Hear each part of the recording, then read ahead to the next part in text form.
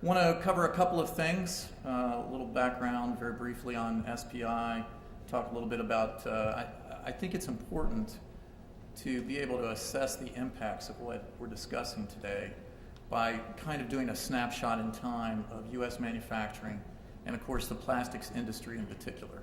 So I'm going to do that and then focus obviously on the plastics industry specifically in Ohio, and then talk a little bit about this term of phrase, how shale gas is a game changer. A little bit about SPI. We've been around for over 75 years. The reason why we call ourselves the Plastics Industry Trade Association is that we, amongst our more than 1,000 member companies, represent all of what we call the 4 core segments of our industry. That means material suppliers, the resin producers, which also includes recyclers as well, the equipment, mold makers, the processors, and so those are all of our 4 core segments.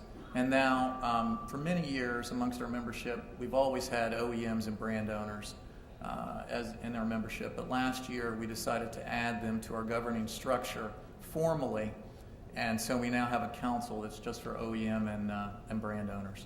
And I really, when you look at our membership and you look at the trade associations around, we probably amongst our membership represent more of the supply chain in our members than with the exception of, say, someone like the U.S. Chamber of Commerce, where I had the pleasure of working before I came to SPI.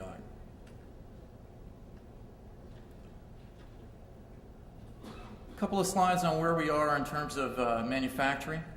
You can see here this is about net employment gains in 2013, and you can see that plastics and rubber stack up pretty well comparatively speaking. This is one of my favorite slides, and this is very new data. You can see that year to date from June to June, out of manufacturing, growth in manufacturing production, plastics has led the way with a very impressive number. But none of this is really surprising because most of you, I'm sure, are aware that the recovery has really been led by manufacturing, which is something I think we can be very proud of, and in particular in the plastics industry, I know we're very proud of our part in that. Now this is one of those many composite indices that you probably see from time to time, but it's one of my favorite indicators. And it breaks down a number of different things. It interviews purchasing managers on what they think's going on and what they anticipate down the road in areas of employment, inventory, et cetera. And the key thing here is the darker line of all of the parts, and this is a composite index, and so that means anything 50 and above means expansion. Anything below that means contraction. So you can see the trend line is looking really quite impressive, and all of the composite indices for the U.S. industry manufacturing has been looking really good for quite some time now. This is courtesy of the National Association of Manufacturers and Industry Week. They survey a number of executives on a regular basis. And you can see based on that survey the anticipated 12-month growth, and once again the trend lines all going in a really good direction. And I should say I've been pretty fortunate because unlike a lot of people I meet in plastics, I'm pretty new to plastics. It'll be 4 years that I've been with SPI the end of November, and I can tell you that you never meet anybody with that small amount of time in the industry. Usually it's at least 20 years is kind of the minimum, and 25, 30, 35. And, you know, I have been in a really fortunate position when you look at the last 4 years, because I've been able to have a good economic message and a good trade message and all of these things in every presentation. And so timing, in this case, I think is everything. This is one of the factors that Tom pointed out, I think, within the larger discussion that's really important, and that is our overall global competitive position in manufacturing and specifically the plastics industry. And this is just output. And there are a number of things that contribute to this. A lot of times people look at automation. To me, it's really about efficiencies. And yes, automation is one example of efficiencies, but there's process, there's skill level of the personnel, there's trade secrets involved in your production. There's all kinds of things that go to this, but this is a really impressive trend line. Now, the more impressive thing, and this is where I get to trumpet a little bit, is that from 1980 to 2012, the plastics industry has actually been 2.2% more productive than the rest of manufacturing as a whole.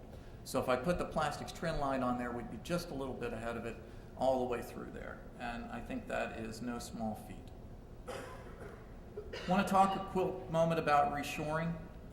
As Tom said, this, I think, is once again goes to the global competitive position, the positive position that we have right now. Shale gas is clearly a top-tier contributory factor to this. And in fact, if you look at all the contributory factors, I think there's really no reason to anticipate that reshoring will, in fact, continue over the long term. And that is a huge accomplishment. Because oftentimes in the past, there's been a discussion, well, does manufacturing still have a home in the U.S.? Does advanced manufacturing still have a home in the U.S.? And this sort of thing. And so, I don't think you're going to see those discussions anymore, which is a tremendous accomplishment. Now, in all fairness, though, if I put my slide up here about trend lines, I'd have to say there is one trend that is going in the opposite direction of this, and that is really this skilled labor situation. And it is a significant factor. I think it is felt throughout manufacturing, but it's particularly felt in the plastics industry.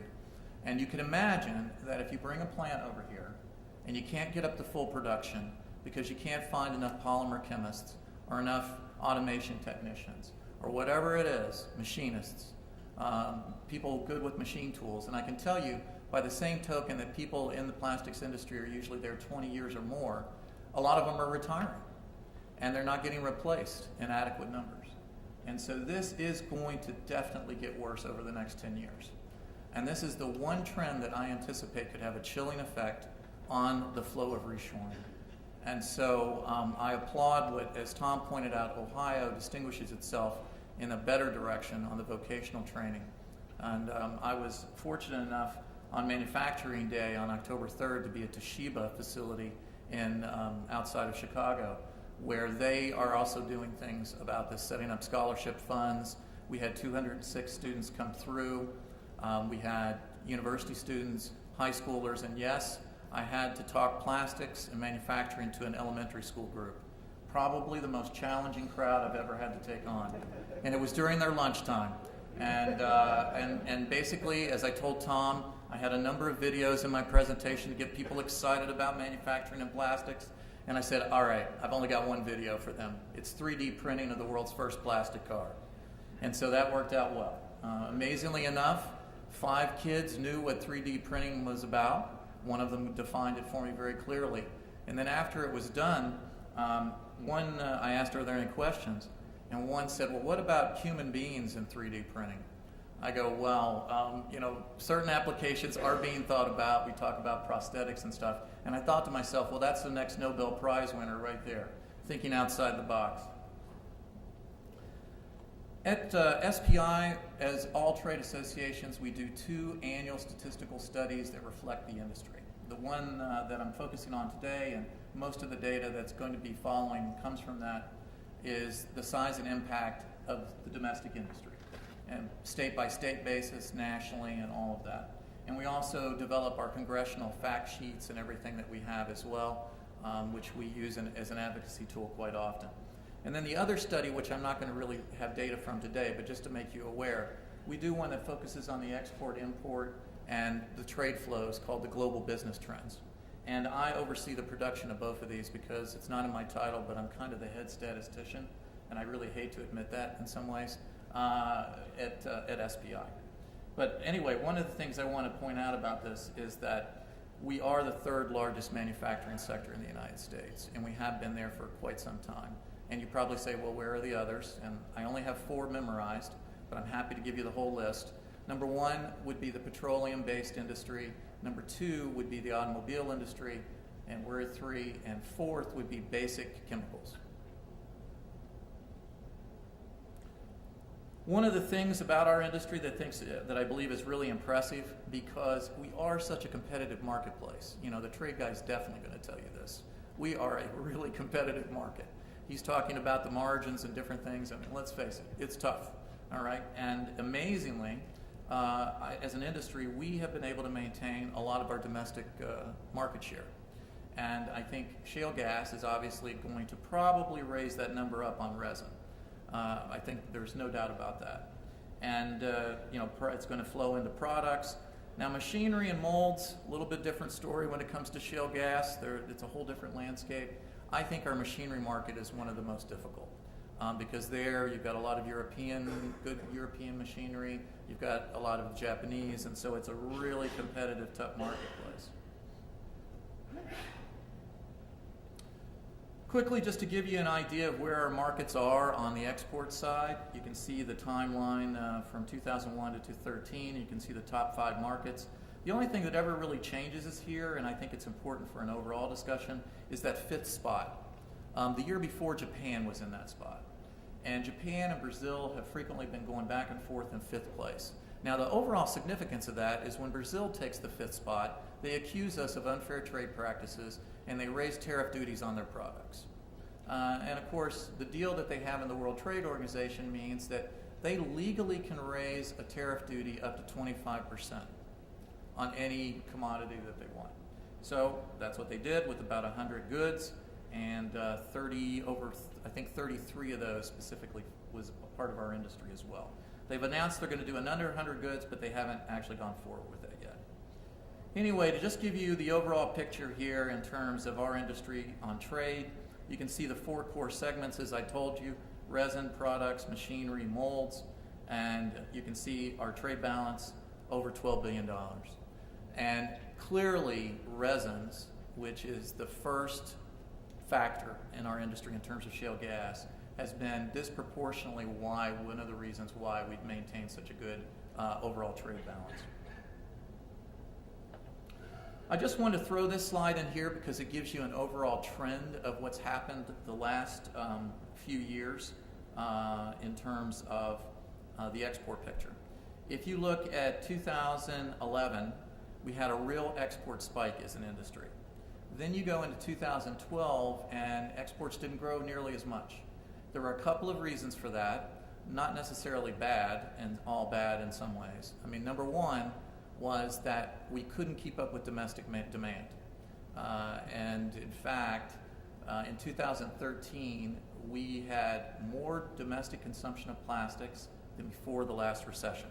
So we set a historic high water mark, which is a huge accomplishment. So obviously you're going to serve your domestic customers first, okay, and you may not expand your global operations. The other thing, admittedly also, and this is a little more troubling, is that many of our key trading partners had an economic slowdown. There was some discussion about China maintaining their growth rates. The European Union was still economically, for all intensive purposes, in a recession. And so clearly export growth depends on the health of your export partners. But then in 2013, we have seen that the export growth has come back again. And we hope that it will continue throughout this year. Basically what I've seen on year-to-date figures is that it is continuing as well. Now I want to take a look at our employment breakdown a little bit more, and this will segue into specifically a focus on Ohio and the plastics industry here. This is just a breakdown in terms of the different categories of the plastics industry and who's employed where. I should point out that the U.S. defines our industry more narrow than it actually is. Specifically, it doesn't include 2 categories you see on here: wholesale and captive. And wholesale is self-explanatory, but captive, that is like, let's say, a Fellows, an office supply product manufacturer. They actually do some of their own injection molding, proprietary technology around their most advanced paper shredder. And so that doesn't come up on the radar in terms of the plastic industry. 2 of our large members, PepsiCo and Coca-Cola, once again classified as beverage companies, but they do a lot of their own plastic bottling, and they farm some out as well. So here we break it down by state, and of course you can see Ohio is extremely well represented, not surprisingly so. Tom's been alluding to a lot of that already. I'm sure you'll hear much more of it before we're done. And the 2 ways that we usually compare states in ranking are, number one, total employment, and so you can see where Ohio is number 2 in that regard for 2012. And then we look at the concentration of plastics workers, all right? And here you can see on the map, once again, And I think Tom had sort of a version of this map as well, focused on our area, not from our study, of course, but hey, I have to give you a copy of our study for the next time. And, but here you can see a side-by-side comparison. Ohio number 2 in overall employment, number 3 in plastics concentration. So you are one of our most important states when it comes to our industry. Now, also in reference to a little bit that Tom talked about, you are clearly and have been at a historic manufacturing base. And so I think once again, this goes to a premium on your position to take advantage of things like shale gas and some of the other things that are happening globally for us as an industry. And I don't think you can overemphasize that, to be honest. The data really bears it out. Now, oftentimes in this discussion, you get things thrown around like manufacturing renaissance. I'm one of those kind of guys that tends to stay away from using labels like that. But I think there is no doubt that we are at a really incredibly significant moment in time. And I think that it could get more, it's only going to increase. I think the question is, how much is it going to increase?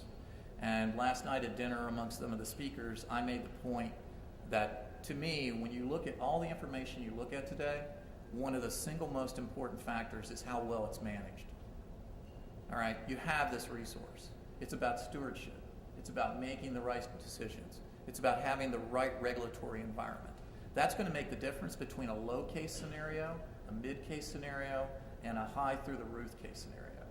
And it is also going to mean how globally competitive we're going to be for decades to come. And so, you know, your elected officials, your lawmakers, you know, policy people, these are the people who need to understand and appreciate and manage this correctly to really maximize what you have available. This is just sort of a side-by-side breakdown here in terms of the key areas that everybody focuses on in terms of how shale energy equals growth. You can see, of course, job creation, tax revenue, GDP growth, and of course, I like the last figure, really, because you want to be able to connect the dots. And I oftentimes tell our companies about this. I say, look, you know, us in the plastics industry, we do have a bit of an image problem. I'm sure you've seen photos of that bird repeatedly dying because it choked to death from a plastic bag, et cetera, et cetera, et cetera. Chemical phobic society, you name it, right? So it's important for your employees to know, okay, what plastics is really about, so that they can go out there and say, I'm in the industry and this stuff is hogwash. Think of these are the things that plastics does for your life every day that are really incredible. So you can see the average increase that it means, okay, disposable income available. Now this is these next two slides are taken from a study that was done by IHS, and we supplied raw data to them for the study and financially supported the effort. And you can see the predictions out to 2025 for plastics, and you can see the key categories, of course, employment, value added, and labor income. And you can see very impressive numbers. This is taken from the same study, and now this study broke our industry down based on NAICS codes, the North American Industrial Classification System. So basically you see the resin broken out and you see the plastic products broken out. Now, this is industrial production. To fully wrap your head around this, you have to realize that that 8.1 and that 4.6 will be added to whatever we produce in 2025. And it's directly attributable to shale gas. That's monumental. A couple of highlights of what this means, again, for plastics, particularly on the capacity. And I was discussing with Tom, clearly the figure of July, you know, and this slide, it's basically the data's from June and July. So the numbers are all higher. Who knows what the numbers are? We were commenting that keeping up on how high the numbers go is a bit difficult. But of course you have to keep in mind, as he pointed out, capacity takes time to come online. So the full consequences of this, and that's why I think if you look at those numbers from 2012, 2015, 2020, 2025, you don't really see the full kick until way out, because the time horizon on the benefits is quite lengthy. This is taken from the American Chemistry Council, ACC, and It focuses obviously on chemicals, but also 8 natural gas intensive manufacturing industries, including ours. And so you can see, once again, their estimates in the key areas. I think what's really good about this slide is the middle figure, because another word you're going to hear today, and I don't think you can overemphasize it enough, and that's why I mentioned about how much of the supply chain my members represent, is multiplier. Multiplier. Everything that you see good at the front end of the supply chain multiplies. And in fact, I think it grows exponentially as it moves up. And so it is really a very significant thing to keep in mind. These last couple of slides are taken from a McKinsey study, and they basically focus on game changers. And they started out, I think, with about a list of 10 possibilities of game changers. And their game changers are these things. Actually, I'll give you their definition. The way they defined a game changer is catalysts that can reignite growth and reestablish a high potential trajectory for the U.S. economy. And they came up with 5. One of them is under energy, and it's shale gas. And so here you can see all 5 together, and you can see what it means in terms of increasing the GDP. Now, all of what I'm about to say in terms of the game changer for our industry, I think you need to keep a couple of things in mind. Number one, 80% of the plastic that's manufactured in North America is currently made by natural gas, not crude oil. That's a key factor. Number two, back in 2005, the experts were predicting that by 2009, our industry would be a net importer of polyethylene and PET. I think everybody in the room understands how far away we are from that predicted scenario and how much further we're going to go over time. And as I pointed out, in our industry, in terms of our trade surplus, most of that is accomplished by resin production and resin export. And we're going to become even more competitive globally in that marketplace. So those 3 things I think you need to keep in mind in terms of how much of a game changer shale is for my industry. The next slide here points out another thing that I mentioned. This re-emphasizes the multiplier. You can see on the one column, these are the other sectors that are going to be touched and how they're going to be touched in terms of rank, in terms of overall impact, whether it's primary or secondary. And I should also say that all of these game changers tend to reinforce each other. Clearly, our shale gas, as I've been telling you today, makes us more competitive on trade. So, they fuel each other too. All right? The last slide from the McKinsey study I want to point out is that not only are there economic impacts, okay, and of course the economic impacts, first of all, you've got a short-term stimulus to demand, and then you've got basically the longer-term enabling impacts economically, which increase your competitive position.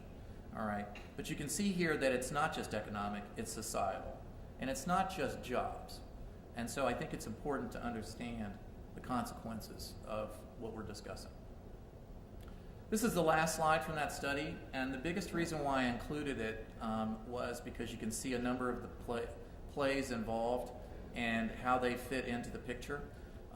It doesn't have Utica on there, but I know that oftentimes Utica is compared with Barnett in terms of how productive a play it might be over time. So that can give you some sort of idea, all right? But obviously that's a loose estimate, and it's not specific to Utica. But it was taken from the study, and I thought it did a really good job of showing you the liquefied natural gas, and also showing you, the UK and Japan and how it all stacks up. So it's a really illustrative sort of snapshot. Well, that basically concludes my presentation. I thank you for your time, and if I can handle any questions, I'd be happy to do that. Thank you, Michael. Dan is up in the audience someplace, and if you have questions, please raise your hand and he will get to you. What I'd like to ask you, Michael, is what are the challenges in helping Congress understand your industry? Of course, he's asking this to a former congressional staffer who worked in both chambers, as a matter of fact. A lot of what I do in my industry, and a lot of what I do all the time even when I also serve as a registered lobbyist, is about education. And I really think that this is about education. If a member of Congress doesn't know the ramifications of what's going on here, that's where you start. If the staff doesn't know, but also emphasizing, this could be this case, or this case, or this case.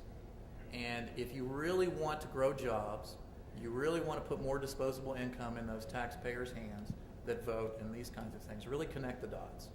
Because when I go into a meeting, I take a fact sheet in there, and I always can tell any member or staffer how much in all these categories the plastics industry contributes. And we have manufacturing in all 50 states, including Hawaii and Alaska, and we have facilities in probably 4/5 the congressional districts. And so I can always say how much we're doing. And then I can also say, they say, well, do any of you have a business in our district? Because, maybe Goldman Sachs is in the meeting and they don't have anything but ATMs or whatever. All right, they don't employ anyone. I can say, well, we have a family-owned business there in Lynchburg, Virginia. They've been there for 35 years or whatever. So I think you have to connect the dots, and it's really about education. Anyone in the audience? Dan, do you have any questions? Anybody out there? Here's something that I've been curious about for the last couple of presentations. Could supply exceed demand, or is your industry naturally poised to grow, to take advantage of what's available, or could there be some disruption because the supply of the product will exceed your ability to use it? Well, I think first of all, it depends on what segment you look at. But I do agree with Tom's assessment that, say, if it's a plastic processing facility that's easily gotten up to and running, the difficulty there would be the skilled labor issue, which is sort of separate from this. But I can tell you that a lot of times our companies have a hard time at this point because they've so bare-boned it after the recession, keeping up with domestic demand. And so, to adequately meet domestic, many of them are in a more difficult spot right now. So ramping up is something that would be a little more difficult and might take a little more time than otherwise, because we're embracing the shale gas at a particular moment after the recession and the contraction that was happening in our industry. Over there. Good morning. Good Both morning. speakers so far have mentioned the shortage in skilled labor as being a potential drawback on getting to the points of where the industry can go to. What type of training, what type of majors, what type of emphasis do you see, and from a positive perspective, pointing young adults in those directions where they can earn a livable wage? Right. Are important. Well, number one, I would say it isn't whether it becomes an issue. It is an issue. And it's going to get worse before it gets better, because the problem didn't occur overnight. It was a generational thing.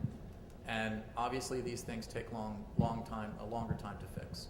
And in terms of, there's lots of ways, once again, I could tell you this, but for instance, in our industry, if you go to a technical institute and get a 2-year automation technician degree, then you can get employed in any one of the 50 states almost immediately, making $70,000 a year. So that's pretty impressive. And that is obviously a very viable, attractive, alternative track to sending someone to college or university and racking up all that debt that they won't even be able to get a job immediately and pay back what they owe. And if you get into the industry, you ask anyone in the industry, I know Tom will tell you this, anybody in the room who's in the industry, they will tell you, like, over the last 20 years, how they came in at this skill set and this training level, then they got an opportunity to bump up, then they got an opportunity to bump up. And so, manufacturing jobs are like that. You don't just stay frozen in time, in other words. And so if you compare that to a business area that I have some experience in, the retail sector, okay, the best you could ever hope for in retail is to manage a store. Well, let's look at what that means, how much income you're getting, right? It doesn't compare anywhere near, really, to what I just said about the entry position on the plastics industry. But in terms of what people are doing right, I think like Toshiba and Yushin, which are both members of ours in Chicago, they're setting up a scholarship fund. They had over 200 students through that door. It's going to be bigger again next Manufacturing Day. they are teaching the kids, they're going into the schools, they're working with partners to say, hey, look, vocational is not just heating and air conditioning or auto mechanic. Okay, there are other options that are really exciting, good paying, and you can get employed quickly in manufacturing. Join me in thanking Michael Taylor.